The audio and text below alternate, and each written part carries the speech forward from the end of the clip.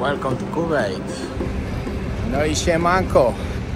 Pozdrowienia z mojego 111 kraju, jaki odwiedziłem. Moi drodzy, do sukcesu, do spełnienia mojego marzenia, czyli do zobaczenia całego świata. Witam w Kuwejcie.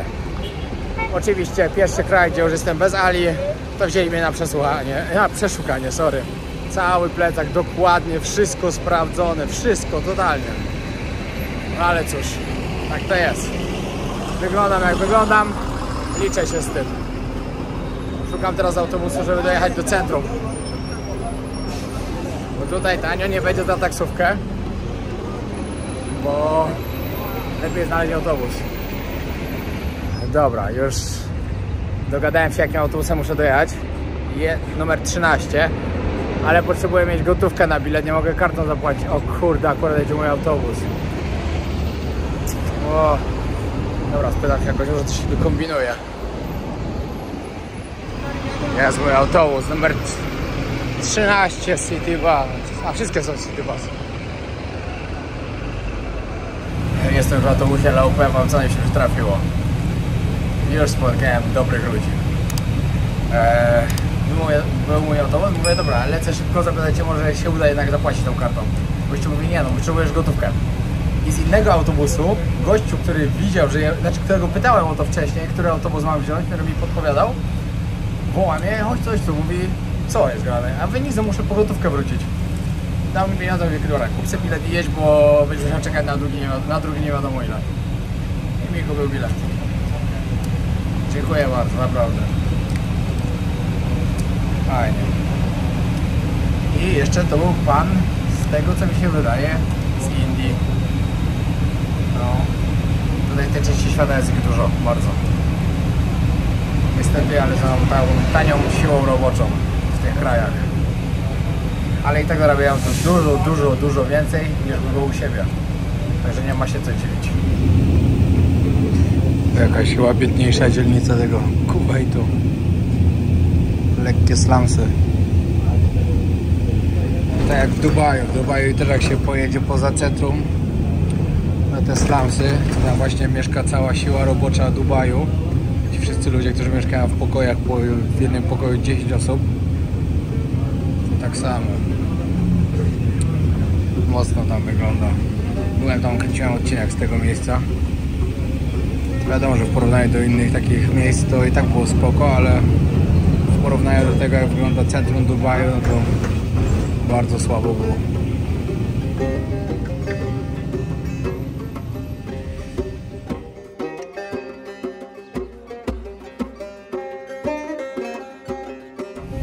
Kanał w autobusie. Stary, rozwalony budynek, a obok niego piękne wieżowie też budują.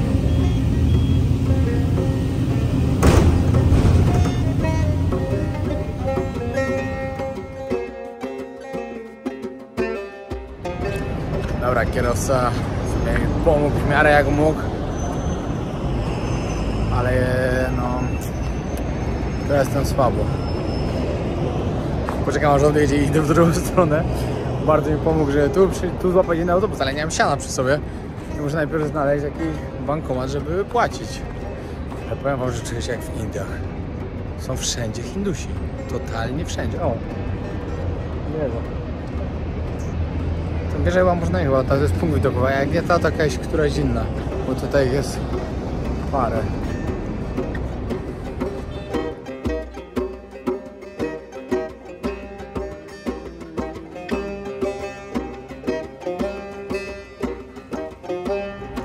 Kurde, mam lekki problem. W trzecim bankomacie próbowałem wypłacić siano i jakoś nie mogę, nie wiem dlaczego. Nie wiem co jest grane. Pieniądze na koncie mam na pewno. Muszę sprawdzić, czy przez to, że w moim Iranie może przyblokowali. Ała. Chociaż tam nawet nigdzie nie próbowałem korzystać z karty. Bo miałem gotówkę, tam nawet nie można było w sumie. Ciekawa sprawa. Muszę to sprawdzić, bo jakieś drobne pieniądze, wiadomo, w wielu miejscach mogę tu płacić jak telefonem, kartą, ale na które gotówki w kieszeni też trzeba mieć, na przykład choćby na autobus. No, w ogóle wysadził mnie kierowca w takim miejscu, że teraz mam Jeszcze kawał drogi z buta. Ale akurat się przejdę i zobaczę, co może coś zjem po drodze. W ogóle jak to cieszę, jak jechałem tym i widziałem takie firmy jak McDonald's, KFC. McDonald's akurat nie jem, bo nie lubię, ale KFC bardzo chętnie zjem. Po 12 dniach, czekajcie, wcześniej, no dobra, przyszliśmy 11, tyle ile w Iranie byliśmy. Po 11 dniach jedzenia cały czas kebaba, zjeść sobie kurczaka z KFC to złoto będzie. Nie mogę się doczekać. Ale jest ogień. Jest tak gorąco po prostu, że masakra. A i tak sprawdzałem. To teraz pokazuje, że będzie tak około 30-35 stopni. Jak polo był, to było 45. Mówi, że się nie dało wyjść z hotelu. Także ja i tak mam dobrze. Ale idę i nie mogę dojść. Mam nadzieję, że już niedaleko. Siemanko. Drugi dzień w Kuwejcie. Wczoraj po prostu wróciłem. Odpocząłem, zrobiłem sobie trening na siłowni. I nie robiłem nic. Nigdzie nie poszedłem, nie nagrywałem. Trzeba było odpocząć. Teraz idę właśnie znowu poćwiczyć. A później ruszam na zwiedzanie. Siłownia w hotelu. Bardzo podstawowa. Ale da radę ćwiczyć. Pamiętajcie. Dyscyplina. Wczoraj na przykład byłem 24 godziny byłem w podróży. Odkąd wyjechałem z Shiraz, 13 godzin się jechało do Teheranu, później 5 godzin byłem, trzeba było dojechać na lotnisko, później lot i później 3 godziny do hotelu, żeby dotrzeć. 24 godziny prawie zeszły. 2 godziny odpocząłem, poszedłem poćwiczyć, bo się chce i się da, i jak się da, to się chce. I tak dalej. Jak się chce dobrze wyglądać, mieć dobrą formę, to trzeba ćwiczyć, a ja chcę cały czas utrzymywać jakąś formę, żeby się nie spaść i żeby mieć taki brzuch, a nie taki. Dobra, zaczynam. Nie pokazywałem wam jeszcze, jaki mam pokój. A wiadomo, trochę syf. Się przebierałem. Tutaj widok. Jest jak jest. Kofeinka ZFD zjedzona przed siłownią. Polecam bardzo, naprawdę. Daje powera. Teraz białko wojownika i ruszam na miasto zwiedzać. No i zaczynamy zwiedzanie. Jest ze mną Beata, która pokaże mi, jak tutaj wygląda. Ile lat jesteś dokładnie tutaj? Znaczy może nie dokładnie, ale ile lat mi? Jestem długo, wiesz? Długo, za długo? Tak, za długo. Za długo. No, także wiedzę ma na ten temat. Już mi bardzo dużo fajnych rzeczy poopowiadała. No i zaczynamy zwiedzanką. Pokażę wam trochę, jak tutaj wygląda, jaki jest Kuwejt i coś się dowiecie, parę fajnych informacji. Pokażę wam coś ciekawego, czego nie widziałem nigdy wcześniej na świecie. No może ktoś z was wiedział, jeśli tak, to mi powiedzcie, że widzieliście. Jest to zegar wodny. No, nigdy nie słyszałem o zegarze wodnym. Tylko właśnie teraz nie działa akurat. Bo wcześniej było tak, że była taka niebieska ciecz i godziny, i jak się zmieniała godzina lub minuty, to się po prostu wypełniało tą niebieską cieczą. Tak działało. No teraz niestety nie działa. Szkoda. No ale to i tak jest coś nowego, czego nie widziałem nigdy wcześniej. Przyjdziemy teraz przy Marinie. Tutaj właśnie podobno w nocy jest świetny widok. I wszystkie budynki ładnie świecą. No ale cóż. Teraz też jest spoko. Strasznie zamglone jest.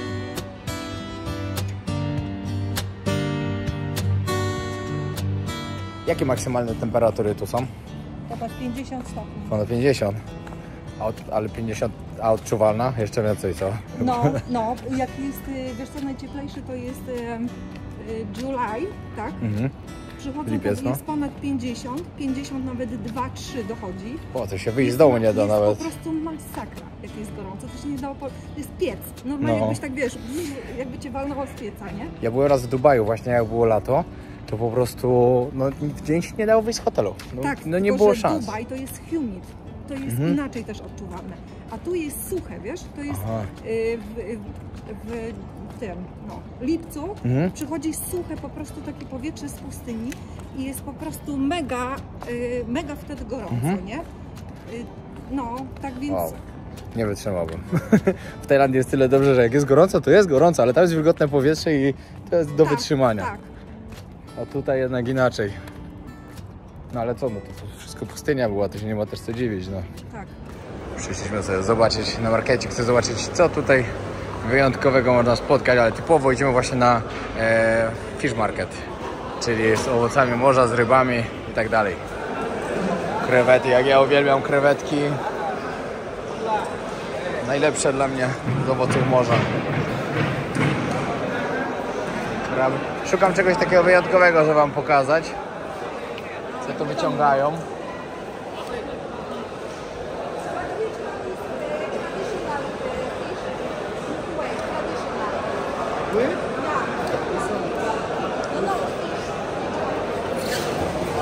Tutaj jakieś większe. Hello. Hello. Dobra, idziemy, bo śmierdzi strasznie. Żeby tym nie przesiąknąć. Popatrzcie, jaka fajna sytuacja. Tutaj mają przywiezione na przykład w koszach poustawiane jakieś krewetki, ryby i tak dalej. I oni sobie robią aukcję. I się między sprzedawcami, tymi, co tam sprzedają, licytują, kto da więcej. No i kto da więcej, to wygrywa kosz i sobie sprzedaje go. Ciekawa opcja. Aha. Ciężko mają chłopaki. Żeśmy... Ciężka robota. Trzeba lud zwieść.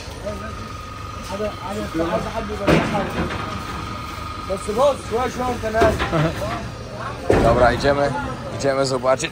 Wow, ale bym się poślizgnął. Jest. Trzeba się trzymać. No, może sobie przejść. Przejdziemy właśnie zobaczyć ich typowe tutaj takie rybackie łodzie. Ciekawie to wygląda.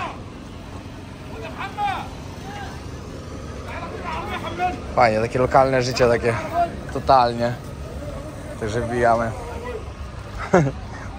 Chłopak sobie z nami robił zdjęcia. O, patrzcie, tutaj ładują już lód na łódź. Będą wypływać, żeby rybki były świeże i owoce morza. Musi być lód. Powiem wam, że wielkie te łodzie. Wielkie, jak no takie rybackie. O, a to stare ryby. Twoja śmierdzi. Idziemy tutaj na molo, żeby zobaczyć właśnie... O, widać. O, dobra, to idziemy na koniec, będzie ładnie widać. Właśnie się zastanawialiśmy, czy będzie widać, bo jest takie troszkę jakby, nie wiem, zamglone. O, ten most to też ma trochę lat. No to jest, tak, oryginalny most, stary.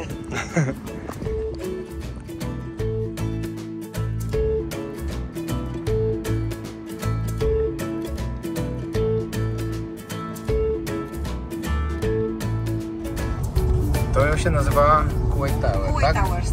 Okej. I co tam w środku? Jakieś restauracje są, czy co tam Tak, jest? w tej największej tam jest restauracja i jest punkt widokowy na samej górze, w tej małej kurce, tam się wjeżdża. Ale co, to po prostu taki bajer raczej, tak? Tak Nie. po prostu ma ładnie wyglądać, czy to ma jakieś zastosowanie? Nie, jest restauracja bardzo fajna i na górze jest ten punkt widokowy z taką podłogą kręconą. Tak więc wiesz, i widzisz wtedy panoramę całego Kuwaitu stamtąd. Okay. Czyli całkiem fajne w ogóle miejsce. Stacja benzynowa, ile litrów paliwa tutaj kosztuje? Za darmo? Tak, prawie za darmo. Prawie za darmo. Wiesz co, to jest, no nie wiem, pewnie na polskie przeliczenie to jest jakaś złotówka, około złotówki, ponad złotówkę wchodzi. Złotówkę? No to dużo ci powiem, bo byłem teraz w Iranie, to w Iranie za dolara 10 było, 10 litrów, czyli 40 groszy wychodziło. No, zaraz pojedziemy zatankować. O, to zobaczymy, no właśnie, dobra. Dobra, jesteśmy na stacji właśnie i faktycznie wychodzi 0,08, jak to się mówi? 85 filsów. 85 filsów. Czyli to wychodzi około złotówki, no, mniej więcej. Czyli w Iranie było tańsze paliwo, tam wychodziło około 40 groszy. Była, to mi powiedziała, że on strasznego pecha. Akurat dzisiaj jest dzień taki, że jest zachmurzone, jest strasznie duża mgła, że normalnie tu jest tak piękny widok. No ale ja niestety na to nie trafiłem. Ledwo coś widać. Jeszcze oko widzi mniej więcej, ale wy to w kamerze to już chyba prawie w ogóle nic. A szkoda, bo tu jest podobno piękna panorama. No niestety, patrzcie. Nic prawie nie widać tak jak powinno. Marina. Idziemy właśnie gdzieś na kawkę. O, tutaj takie ładne, o, takie ładne kawiarnie. Dobra, to chodźmy tam na dół. No.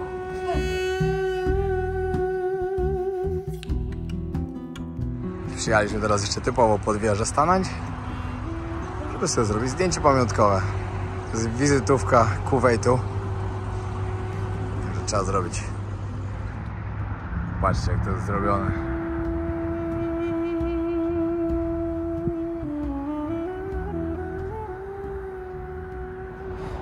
Polo tam ostatnio był na górze, bo go zabrał taki znajomy właśnie tutaj. To mówi, że rąbane szyby, że w sumie nie warto tam wychodzić, także nawet tam nie idę.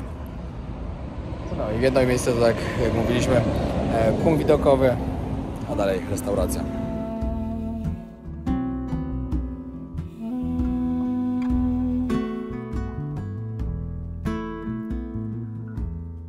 Tutaj najwyższy budynek w całym Kuwejcie.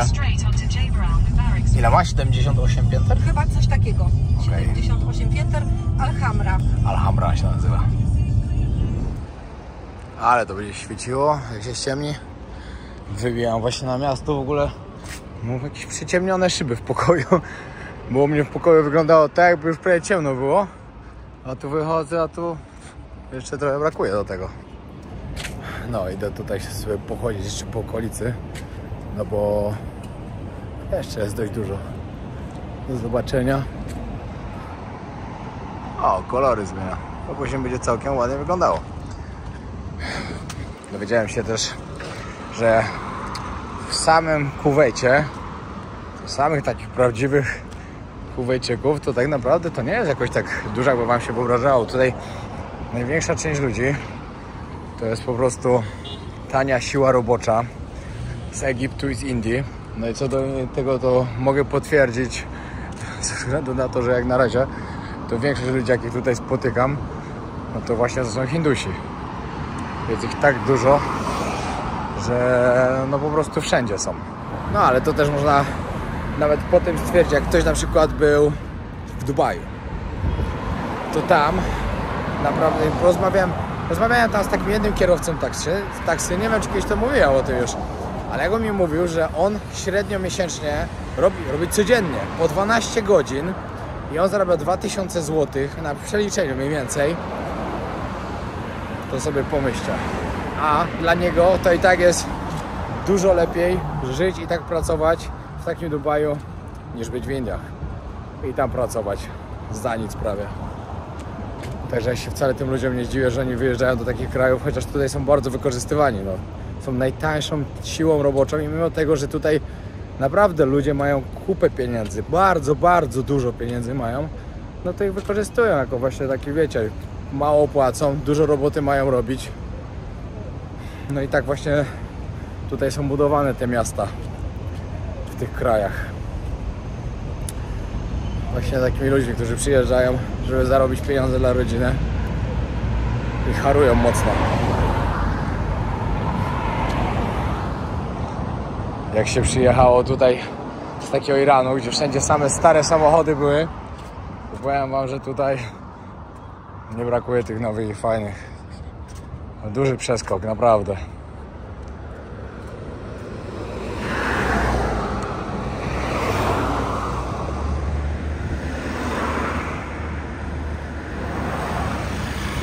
No a ja po wieczorny spacerek, żeby pozwiedzać, mam swój cel w podróży. 10 000 kroków co najmniej muszę zrobić.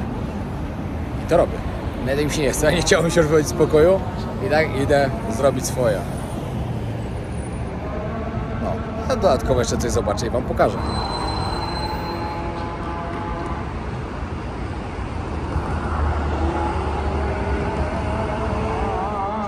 O, właśnie trafiłem, akurat leci nawoływanie do modlitwy.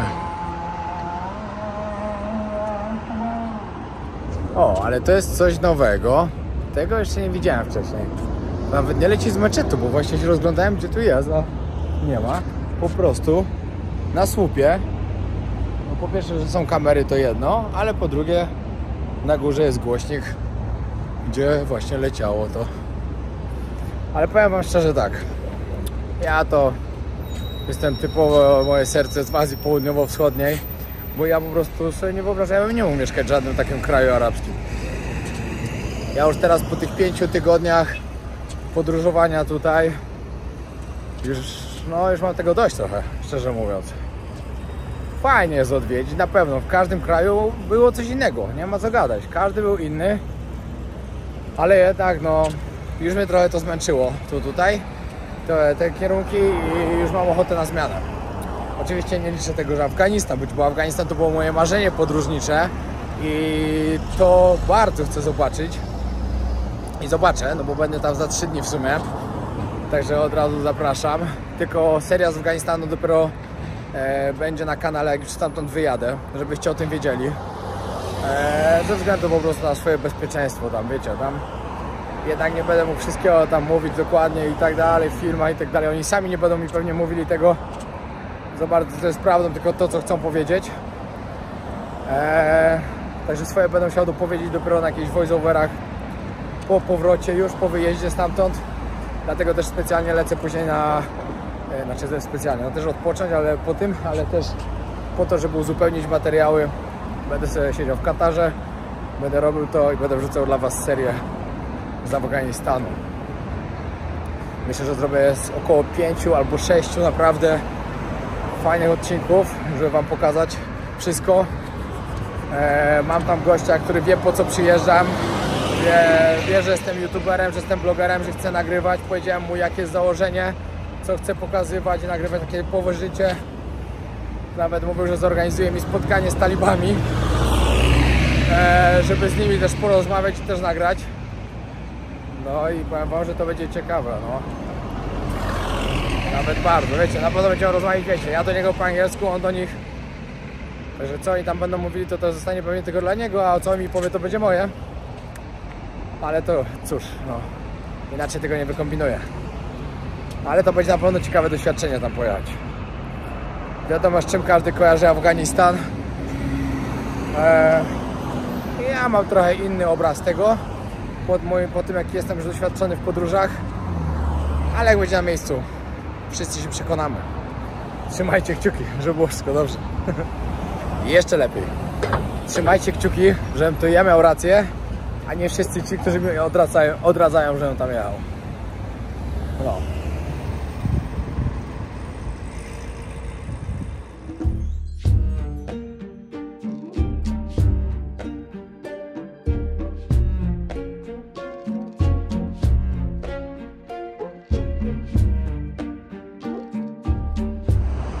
Powiem Wam, że im później jest, tym ładniej świeci miasto. Jak będę wracał tędy, to będzie naprawdę pięknie. Ten budynek jest w ogóle zarąbisty.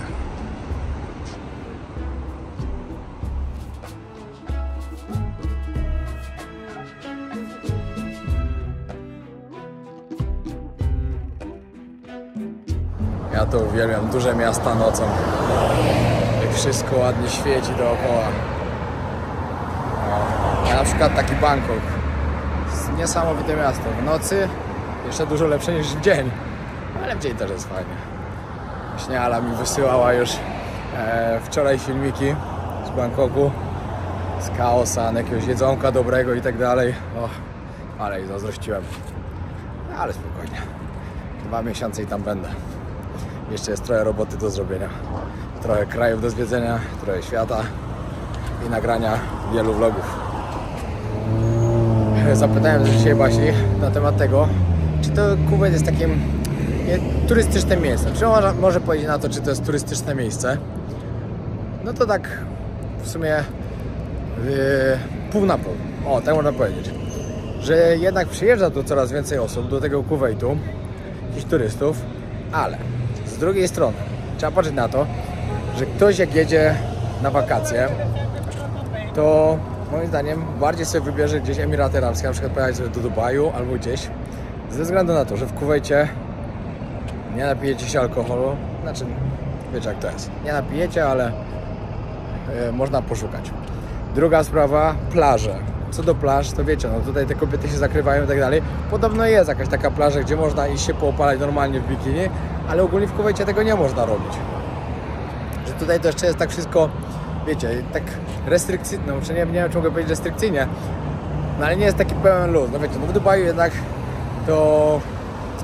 No Dubaj jest mocno rozwinięty pod tym względem, tak, że no jest dla turystów po prostu. No ja uważam, że Dubaj jest mocno dla turystów, mimo tego, że to jest kraj arabski i tak dalej, to myślę, że tam można spędzić fajne wakacje. Ale kolejna sprawa, to jest tak gorąco, że no, trzeba sobie to przemyśleć też.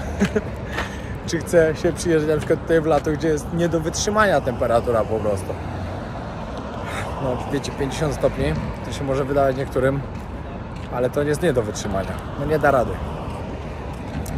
Także dla mnie osobiście, ja uważam, że jeśli nie będę miał po co tu przyjechać kolejny raz, to Kuwejt jest krajem, który odwiedzę tylko raz.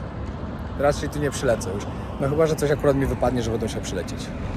Podobno można tu kupić elektronikę taniej niż na przykład w Polsce, ze względu na to, że nie ma tu podatku. Ja żałuję, że tego nie zrobiłem, że nie zobaczyłem tego wcześniej, bo mogłem sobie iPhone'a wymienić. Nie chcę 15, chcę 14, taką samą jak mam, czyli 14 Pro, tym co nagrywam, tylko po prostu z większą pamięcią. Mam za mało pamięci, cały czas muszę usuwać materiały. Strasznie mnie to drażni. No jak się troszkę odbiło od centrum, jak pachnie chicken curry.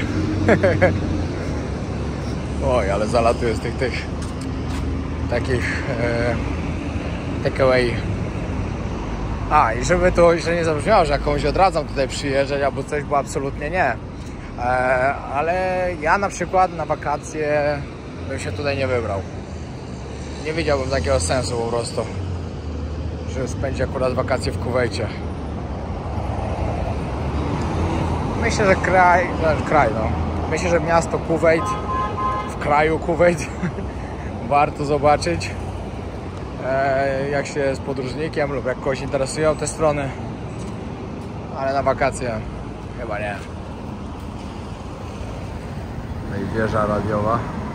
Podobno tylko raz w roku można tam wejść. Tak, to jest zamknięte dla odwiedzających. I to jakieś święto jest wtedy.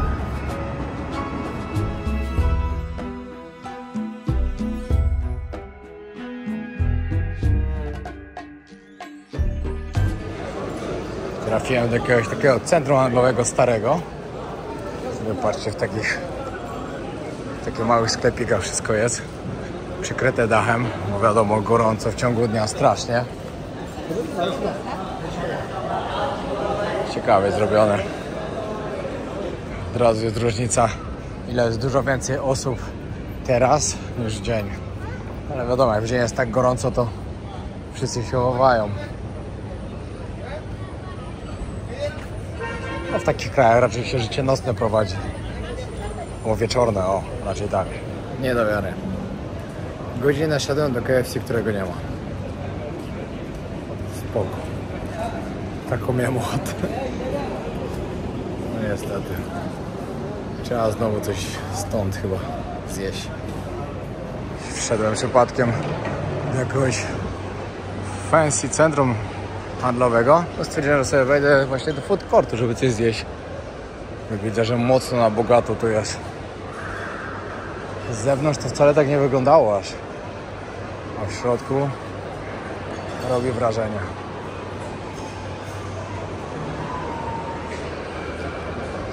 Wiecie, tutaj hajsu mi nie brakuje. Wow. Tak fajnie wygląda. Ten hajs się zgadza, także wiecie. Żałuję tylko, że nie udało mi się zobaczyć tej rafinerii, żeby zobaczyć, jak to wygląda. Ale mam nadzieję, że jeszcze kiedyś w jakimś innym kraju tutaj w okolicy będzie mi to dane. Bo tutaj to raczej nie wiem, czy będzie po co wracać. Pewnie nie. Patrzcie, co przypadkiem znalazłem. EFCG. No dobra, nie mogłem wejść do środka, bo żeby wejść do środka i tylko zobaczyć, trzeba zostawić imię, nazwisko, numer telefonu, może jeszcze rozmiar buta, żeby tylko zobaczyć, no bez przesady. Ale widać było, że taka po prostu jeszcze chyba niedokończona, bo dużo wolnego miejsca było. Chyba że mają to tak specjalnie zrobione, że jak ktoś wchodzi, żeby nie widział, no nie wiem. Trudno, idę zjeść i się zbieram do chaty. W ogóle jutro o 6 pobudka, bo tak max do 7 muszę wyjechać na lotnisko. Nie wiem właśnie ile będę jechał, nie wiem czym właśnie będę jechał, bo w tą stronę sobie jechałem autobusem i szedłem z buta, bo miałem czas, ale w drugą stronę nie mam za bardzo na to. O 10 mam lot do Bahrajnu i będę się taksówką jechać, a nie autobusem, bo to jednak za dużo było takiego, za dużo czasu zeszło, o, tak powiem. A w ogóle wam nie pokazywałem, gdzie jestem. Mieszkam w sumie tutaj, w tym hotelu Ibis. Koło całkiem niezłych budynków. Ten normalnie to był ten świecący, nie wiem dlaczego nie świeci. W tej biznesowej części. Za noc ze śniadaniem kosztowało mnie 250 zł. Ale jak był tu polo na przykład ostatnio, to go 200 kosztowało. Ja po prostu na ostatnią chwilę brałem i może też dlatego. Coś mnie gryzie. To był dobry dzień. Fajny, intensywny. Zrobiłem swoje. Odcinek nagrany, trening zrobiony. 13 000 kroków zrobione. Było dobrze. To było na tyle z Kuwejtu. Rano zbieram się na lotnisko. Lecę do Bahrajnu. Dzięki wielkie. Trzymajcie się. Pozdrawiam serdecznie. Jak zwykle. A wy jak zwykle pamiętajcie, że ktoś jeszcze nie zostawił z was subskrypcji, zostawcie, bo za parę dni lecę do Afganistanu i żeby was to nie minęło. Pozdrawiam.